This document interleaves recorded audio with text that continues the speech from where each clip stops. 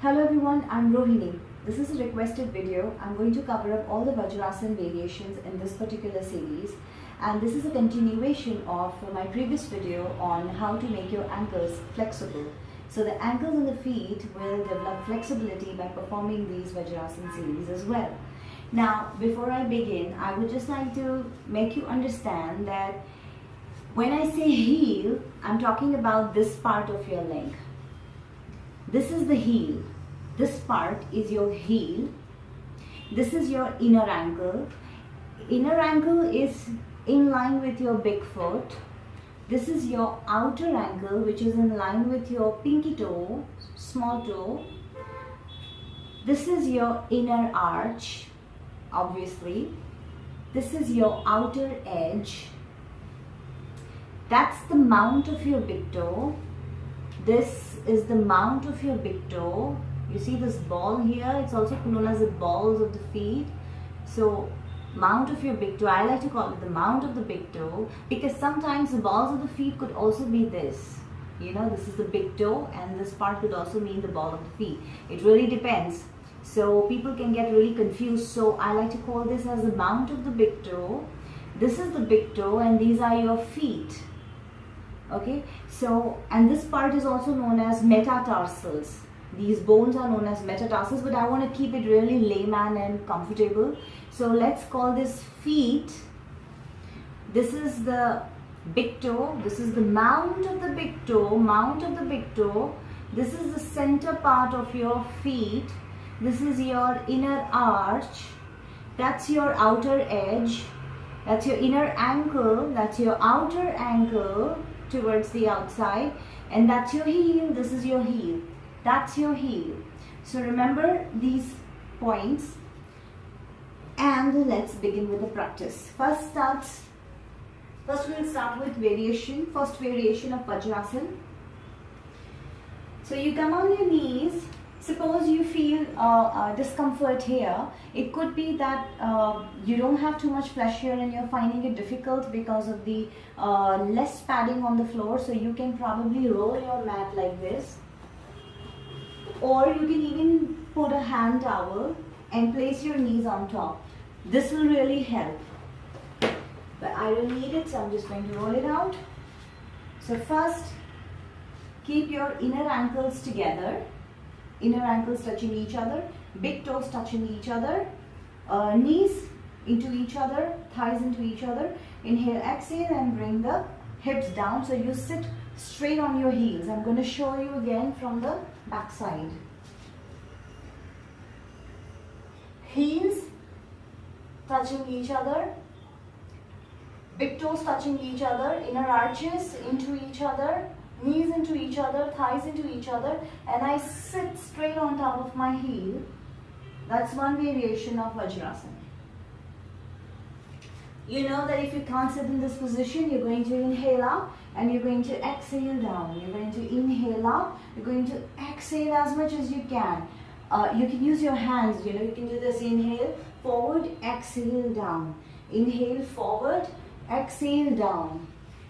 That's one variation, and that's the way you can do it if it's difficult for you to sit in this particular position. You have to sit in this position for at least 1 minute, 30 seconds to 1 minute.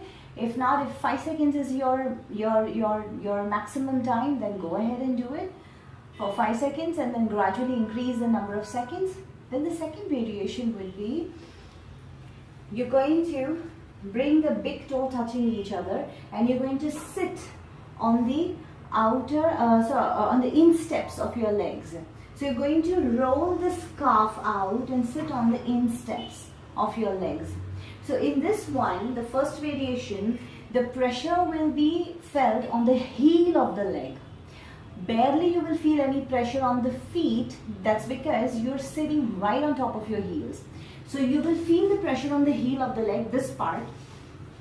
This part of the leg, you'll feel more pressure, and you need to have a little bit of flexibility here at your feet so they are comfortable doing it, because I've seen some very stiff students who find it very difficult to do their feet like this. So they tend to do it this way, but then eventually they get cramps.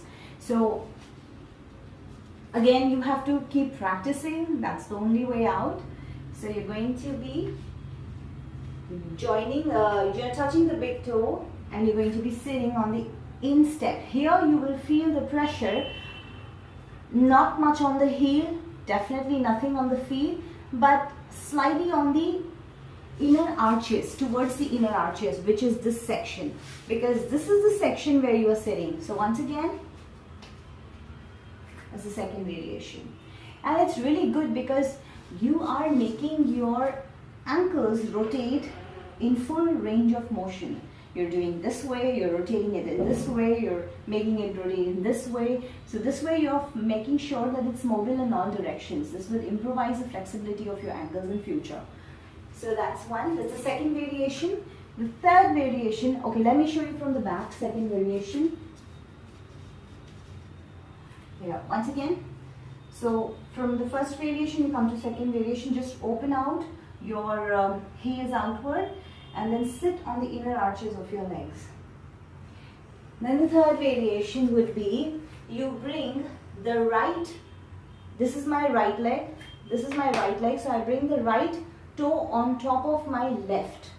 So basically my right leg, the feet, the front part of my right leg, the feet and this part of my right leg, the metatarsals are resting on the arches of my left leg, like so, the arch.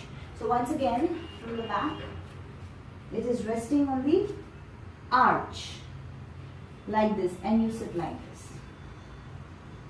This is also very comfortable, and you have to change in the same way.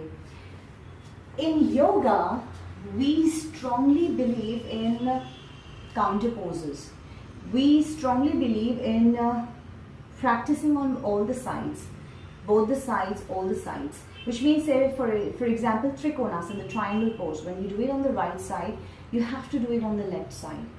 When we sit in a cross-leg position, if this is my natural cross-leg position, I have to, after a while, interchange, or I can say change the crossover of my legs and sit for same duration as before, so that it balances. It is also has got to do with the left and the right hemispheres of our brain. So same thing with Vajrasana, the third part which I just showed you, this is right leg on top, then left feet on top. Okay, from the back, right feet on top and then left feet on top. Simple. Once again, right feet on top and then left feet on top. So first you do this and you sit for like 30 seconds, 20 seconds, 5 seconds, as per your comfort. This is quite comfortable, and then you change. So really improve the flexibility of your ankles. This will also work on your quadriceps, on your supporting muscles and joints. As I mentioned before, that it's not just about one posture. Yoga is so beautiful. Every muscle gets activated and worked out and exercised when you practice one simple asana. Now the last one is Vajrasana. Now you might want to be a little careful with this one, because a lot of people have complained of knee problems after doing this. Maybe they did it incorrectly, and also because this is one posture that you don't need to do it for very longer duration. So you might want to hold this position for 10-20 seconds. That's about it. It's called Vajrasana. Here you're going to be sitting.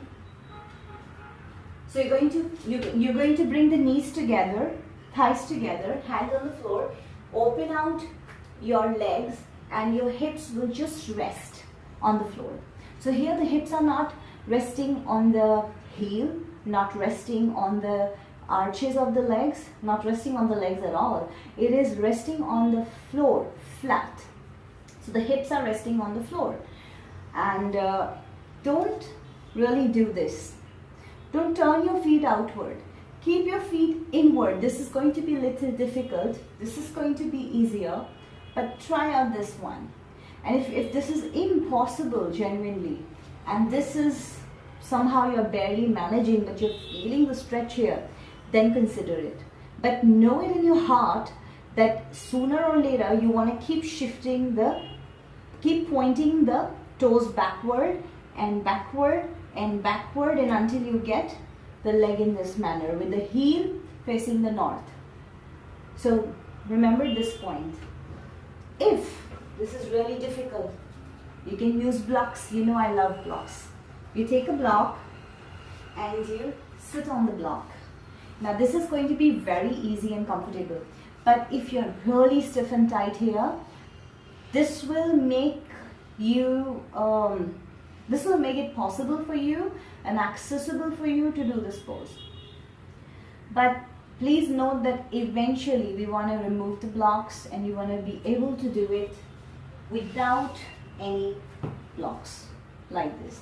So the hip rests on the floor and try, then eventually you want to also bring the thighs in and the knees in.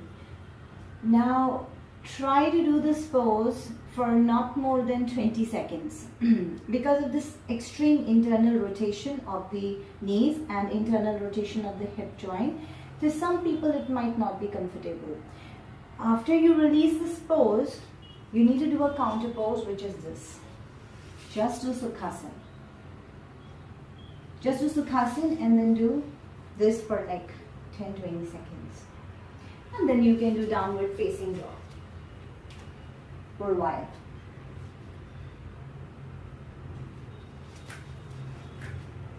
So that was it about Vajrasana. Remember that practice is very important. Practice will make you better at what you're doing. Consistent practice is very important. The previous video that we discussed about the variations of the different exercises and variations of how you can make your ankles flexible, please practice that for at least 1 to 2 weeks. Then you know about Vajrasana. You can practice in between, you can practice these different styles of Vajrasana. In fact, I'm glad you asked it. And then keep watching because I'm going to make more videos. This is not it. Then you can practice those ones. The reason why I am not making everything together and giving you out the information in one go is because the brain has a limited capacity.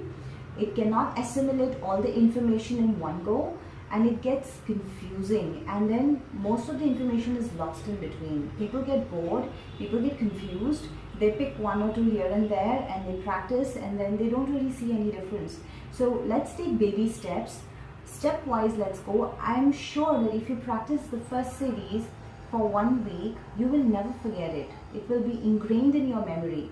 When you practice this for 1 week, it will be ingrained in your memory. And with regular practice, you're doing the same thing because you don't know anything new. So you're doing the same thing every day.